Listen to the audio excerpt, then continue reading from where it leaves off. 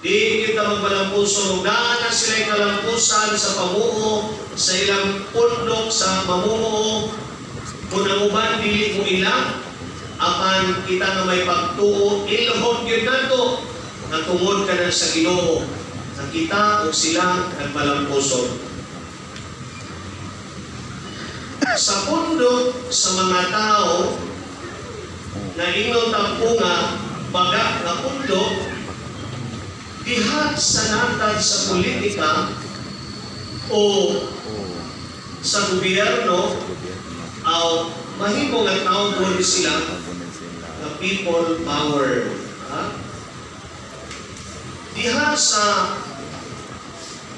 natad sa pamuo, sila na mga nagpundok isip mga mamumuo, itawag na itong mga labor union.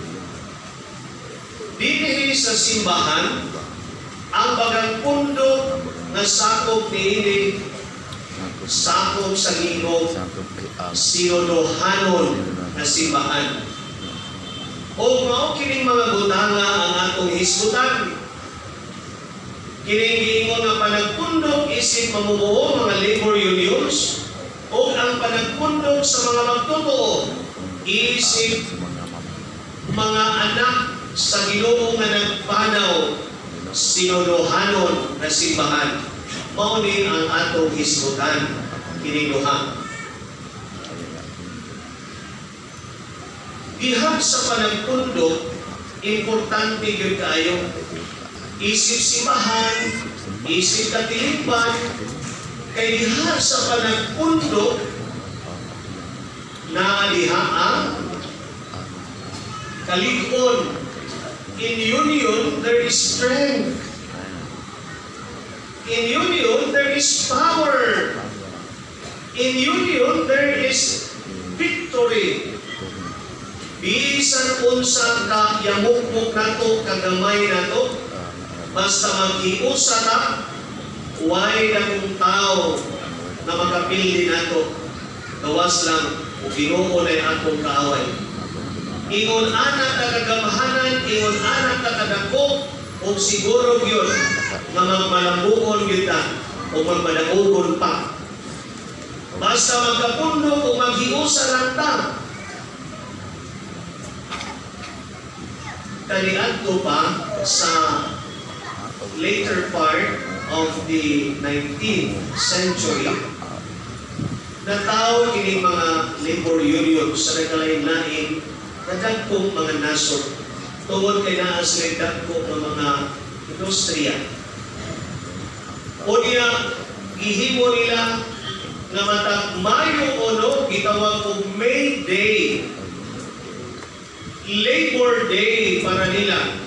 Mao nga managtapok ng mga nagkahiusa ng mga mamumuo aron pagpakita sa ilang puwersa o kusog dihang sa katilingban o katubangan sa mga kapitalista.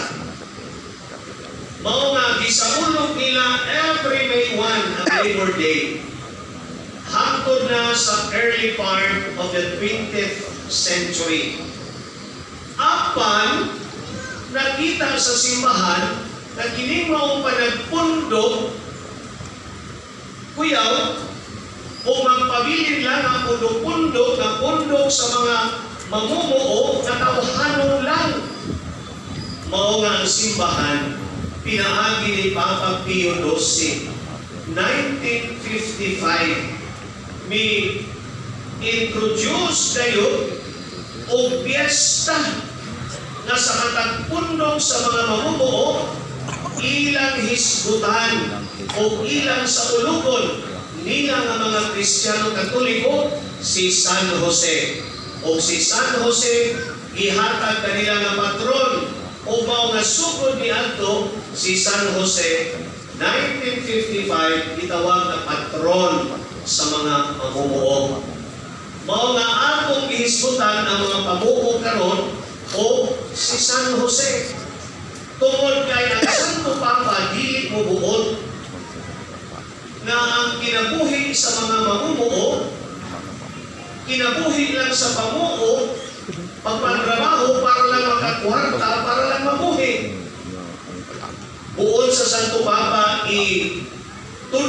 kanila nga doon na may mas nindot sa pamuo.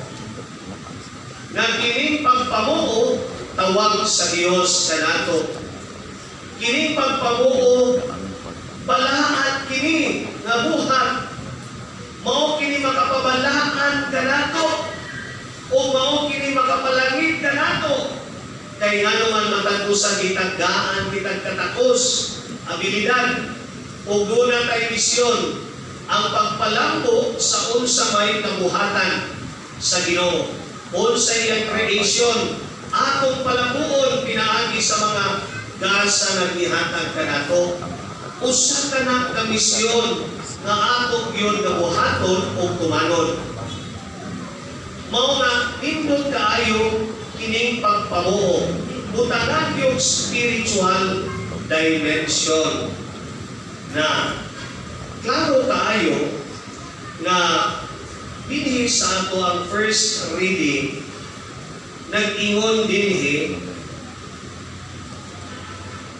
ang Diyos nagbuhat sa kalibutan o sa mga butang, tanong, mga mananap, sa mamaw o sa dagat, isda, sa kalangitan, tanan, o sa dihang gibuhat niya ang tao,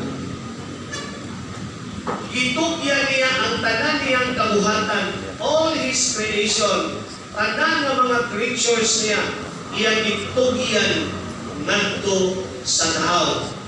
Aron ang tao may atiman o may mubalangko niini. Mao na nga ang tao ni ay dunay misyon. Ang tao ni ay kinahanglan gyud nga mo trabaho. Mao nga ingon na rin si San Pablo, kinahanglan mo trabaho, ang di mo trabaho dili pa kanon. Liman ka anak. Mao na nga diha sa panimalay pagani, tudluan na ang mga bata o trabaho. Tudluan silang trabaho. Aron magdako sila na maglantaw sa trabaho na dili tao ni sa kanang kapoy. Kay trabaho na ilang itanaw ini. Usag kini ka akto sa gugma. Act of love. Ang act of love na imong ipakita ang imong gugma, pinaagi sa imong pagpantrabaho. Unaan kas palimalay, nagtrabaho ka, isip tingali, asawa, magluto, manglaba, manglansa, manglipyo sa balay, kanang trabaho an act of love. Trabaho ka bisan asa, himuang ka nagbuhat sa gugma. Nga naman, ni trabaho ka ini, tungod kay kining imong trabaho, di aron makakwarta ka. Ang imong trabaho, mao'y pagpakikhiusan imo sa Diyos na nagtrabaho, o mao'y pagtuman sa imong misyon, o makatabang ang imong pagtrabaho, na ang resulta sa imong trabaho, makatabang sa kinabag-an sa katawhan. Mahimo man nga unsa ka mananagat, mag-uuma, usa ka professional, naa ka sa eskwelahan, naa ka sa usa ka buhatan, naa ka sa gobyerno, lain-lain tag trabaho. Ang imong trabaho himua ka na nabuhat sa gugma. Gugma nimo para sa imong pamilya, na nagsakripisyo ka. It is also an act of sacrifice. Act of love, an act of sacrifice. You sacrifice yourself for the sake of your loved ones. Mauna nga para itaw nila, para ni sa katawhan, o para ni sa Diyos. Pagtuman sa iyang kabubuton, pagpalambo sa kadiliman. Mauna nga, hindot kay nagpanrabaho, di na naman rabaho ka aron makakwarta. Doon na painaw nga kahulugan na mo'y makapadasig kanimo na magmagalunayon ka sa imong pagpanrabaho. Kay daghan di ay matabangan sa imong panrabaho, ayaw pagtinamulan. O na, mo nga ng mga insik, libo ko, Pilipino. Trabaho wa singot, kaon singot. Kaon na rin, dagko kay singot, trabaho pas kilang kapulang na. Dito ang tanan, oy, basta sakto lang sa sweldo.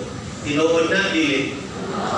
Kuwang gani sa sweldo, aw, ligoy-ligoyan sa pa. Mga na gusto sa Santo Papa, na nato mga trabahante ang yung mensahe para sa karon, ini adlaw sa uno, tagaan yun sila just compensation. Sakto na sweldo. Mao nga, ningon ang Santo Papa Pope Francis, we do not get dignity from power or money or culture. We get dignity from work. Ang atong dignidad dihan sa atong pagpatrabaho. O wa kay trabaho, wa ka mo trabaho, wa kay kamuslanan. Ang naminaw mo? Nalingaw, ha? Nagtrabaho ka, nagsige kang bagulbol, sige kang reklamo, wa kay ayo. O na ayaw magpagulbol, kay mo na maghatag ka imong dungog o dignidad ang imong pagpantrabaho. Klaro ninyo? Klaro. Kung sa dili magpagulbol, o na ang mga bata pa gani, tudluan na o trabaho. Pasilhi ka na, tagay nagsilhi. Pagsili lang computer. O yung mga bata o mga bata na niyaling TV. So, ayaw pagsili lang computer. Sa rin mo duwa computer, marilhig sa diretso dahil po sa cellphone, tanos, mga video, duwas, video game. Kawagay ka pamilog sa gihindaan. Wagay ka panghipos sa mga bulingon. Wagay ka panilhi. Wag magalikaon to, gaduwa ng cellphone. Tinoon, dili. Umako ka na ang mga batang tulo. Mauna nga tuluan ninyo. Tuluan. Mauna nga magdato sila na mahigugma sa trabaho kung ina sila na hasta manggaling Ginoo ng trabaho. So ang pagtrabaho, palaanon, makapabalaan ka nato kay nga naman sa Ebanghelyo karon, giingnan si Kristo, dili ba siya ang anak sa panday? Sa laing Ebanghelyo, giingon gyud nga, dili ba siya ang panday? Sa dignidad sa Diyos. Diyos po siya. Apat tanawa hain siya gitugyan sa iyang amahan. Diin siya gihatag. Gitugyan siya ngadto sa kamot sa mamumuo. Dili sa usa ka hari, dili sa usa ka gamahanan, dili sa usa ka alunahan, dito sa kabus o usa ka mamumuo. Naginganlag San Jose. Aron siya makatkol sa pagpamuo. Si San Jose in town, hilong kaayo nga misakripisyo sa iyang kaugalingon ng trabaho, nagudlay para sa inahan o sa anak na makakaon.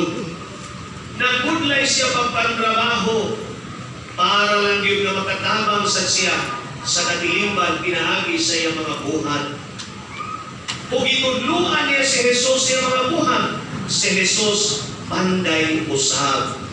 Sa ato ba, katrabaho si Jesus, namanday si Jesus? Mauna nga nagsunod ka o Diyos, kawain taon magmika. Diyos kawain taon nagpaharuhay. Diyos kini nga nagtrabaho, nagsakripisyo, na nakasabot, unsay trabaho. Mauna nga iyang ipaambit ka nato ang pagpantrabaho. So, diha sa trabaho, hinaot way magpagulbol o ayaw tanawa ng imong trabaho, ubos ra nimo, kay gamay ra ng sweldo, kay dili sa kwarta o dili sa posisyon nga ang imong dungog maimo. Diha sa imong kakugi o sa imong kamatinud-anon sa pagpantrabaho, anaa ang imong dungog. Dili sa kwarta. Kamutan-aw tao kay kwartahan siya, mas labaw siya kay kanako. Kay dako siya posisyon, mas labaw kanako. Dili. Ang tao nga dunay kwarta, dunay posisyon nga nagyaka, niabot ang kwarta, kanang tawhana, dako kay nagtulubagon sa Dios. Kay way puos ang iyang kinabuhi, kaya ta lang siya nagsalig sa trabaho sa uban.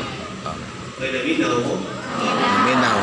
Wa sa kwarta, wa sa gahom, ang imong dumugog ginitinan na sa imong panrabaho. Paningkamot sa imong pagka-tricycle driver, paningkamot sa imong pagpaninda, sa imong pagka-tricycle or jeepney driver, sa imong panguma, sa imong pagpanagat, pagpamanday, paningkamot, pagdiniyos, pagtinarong sa imong panrabaho. Kay kaluyan ka sa Dios, panalanginan ka sa imong trabaho. Nahibaw ang Diyos nga nanginahanglan sa dao, pagkaon. Mao na nga, tabangan na sa Ginoo. Mao na nga, diha sa atong pagpamuo, diha kita nag-igsaw sa uban. Nagsaw-anay kita isip, Kristiyano mga magtotoo. Mga tao nga doon pagtuo nga ng trabaho. Kupanaw kita isip usa ka simbahan. Mga lagad sa unsa may panginahanglan sa simbahan, mga lagad kita sa unsay panginahanglan sa katilingban. Pangalagad na dili na para sa kaugalingon, kundi para sa tanan. Maunay siguruhanon nga simbahan. Nga bisan asa ka, mutrabaho ka. Bisan asa ka, kung nagtrabaho ka, dala ang Diyos. Pagtrabaho uban ang pagtuo. Mao nga ang uban in taon na nagtrabaho ko sa luwas. Nagtrabaho na sila tungkol sa gugma nila din sa ilang mga minahal sa kinabuhi pamilya na niya sa Pilipinas. Nagka-istorya ko dito, bigan ni Dubai. Nagka-istorya ko dito OFW. Mahibong ang mga OFW sa ubang nason na ang mga Pinoy dito, sige trabaho ay kwarta. Minaw mo? Kung yun nila makauban, ano na? Kung ano mga kanihan, nagmantinir, way kwarta. Nagtrabaho ka, nagkasildo ka, huwag may kwarta, yung kwarta. Tuas pamilya. Ay naminaw mo? Ang pamilya din, ang bugiro kayo, ha? Ay tuas sa tuli, tuas sa abroad. Yes. Tuwa mo kibaw dito ikaw, nagbuwan-buwan na itong inyong hangbanan dito. Inyong papa, ha? Tinuod. Di nalaga nito mukhawon, memorize na lang para kung na ikapadaan ninyo. Yung nanto itaw, sa wayon lang na sila. Mao na nakalahi sa mga OFW na Pinoy o sa uban. Kaya ang mga Pinoy dito OFW, mahimugmahon kaayo sa ilang banay. O sakripisyo sila silang kagalingon. Mao nga iyaw itaw niyo kusik-kusiki ang kwarta ng ipanitabutan sa inyong amahan o sa inyong banay. May naminaw mo? Minaw. Buhay dyan tayo sila. Panguyang Bakit pagamit. na sa wayon sila dito taon? Di lang mukhaon hapit. So, wala ilang kinabuhi. So, ang mga nakanindot mo, ang mga Pinoy, isa nasa silang dapita, ang ilang pagtuo, sige hapon sila, ang nakapabili nila ng lingkod, nganto sa mga langyaw David, ang ilang pagtuo sa Diyos, ang ilang panaghugpong, isip katauhan ng Kristiyano. Manimpa sila. Mao na nga sa ilang trabahoan, dahil nila si Kristo. Mao na nga niingon ang Santo Papa, ang ato mga OFW, mga smugglers of faith. Panaminaw mo? Mga smugglers. Ang smuggle, ang pagtuo. Kaya ibili man, apan sa hilog na paagi, ilang ipakita nilang pagtuo, pinaagi sa ilang inabuhi na nagtinaro o nagpatinunanon pagpantrabaho. Mao na nga, tinaon-untahan adlaw sa mga mamumuo, si San Jose magpanalangin kanatong tanan. Si San Jose Mangalia kanato nasa pinaagi sa Dios panalanginan ang tanan natong mga buhat. Magmalambuon kita o nga kita makatkon pagmahal sa atong trabaho. So, dili ang ayaw pagsalit sa politiko, ayaw pagsalit ibisan kinsa. Kung gusto kang kalabuan, ikaw mismo mantrabaho. Na ay mga problema din sa ito ang katilipan, kita maghiusa aron pagsulbat iinit. Ihay usata politiko. Si congressman ni Anto siya bukid. Pag Anto niya bukid, panagsaraman siya makaanto, ang katawhan sa bukid, niingon yun na, uy, congressman, salamat, yan kita. Kaya panagsa, hindi kami kakita mo. Pero nagaling mo, makita mo tingali. Makita ka na mo, kanarang yung poster. Imo ka, mga sa dinhanaw sa Facebook. One day Facebook, siya nga, makita ka na mo, no? Kanarang yung mana. Madugay mo nga sa radyo. Ingon si ang congressman, sige, panagsaraman mo din eh, pahimos lang tani. Tawagan ka mo sa husto. Sa may inyong paginahanglan, sulti. Sulti na yun. O sa paginahanglan, sulti silang congressman. Ingon silang congressman. Nagkinahanglan mi dinhi o kuryente. Kaya hangtod karon nagsugal lagi hapon eh. Sos dili na madugay na namoy kuryente dinhi. O sa ba? Ingon congressman, kinahanglan mi dinhi og doktor. Doktor ni ay, why problema? O pa, padalan ka mong doktor. Congressman, sa ingon, sa ba? Tubig. Kapoy kay isang tubs to sarpa. Galing tubig. Ingon siya, ako'y padalan ng tubo nili. Ako tawagan. Tawagan sa congressman. Kamong tagaan water system ba? Dan ini ninyo buwan, ako rin bahala. Kamong mga kuwan sa tubig. Sa kuwan, DOH, doktor, padali ni doktor ni barangay. Kung sa'yo problema, natimana. Human na istorya. Na-istoryahan na ako tanan. Di malugay ka rin mga sulbat, kay ako nang itawagan. Ingon sila congressman, huwag may signal nga nihin. Na-booking na. Sulbat na. May signal. Sa kay pagtawag. Kaya magtuo kung sa kita, magkahabang sa nasinake, ang kwarta sa gobyerno. So, magkatabang na, apat ayaw magsalit. Kaya hasta mga unsa din mga tambal, malubog, lungon, atos congressman, ato mayor, ayaw, ikaw, panaghiusa, diha sa atong panaghukong, anak kita, ulambo, there is power in the unity, there is victory in our union. Amen. Viva Señor San Jose! Viva Señor San Jose! Si Bambang ni Señor San Jose. Nalito tayo.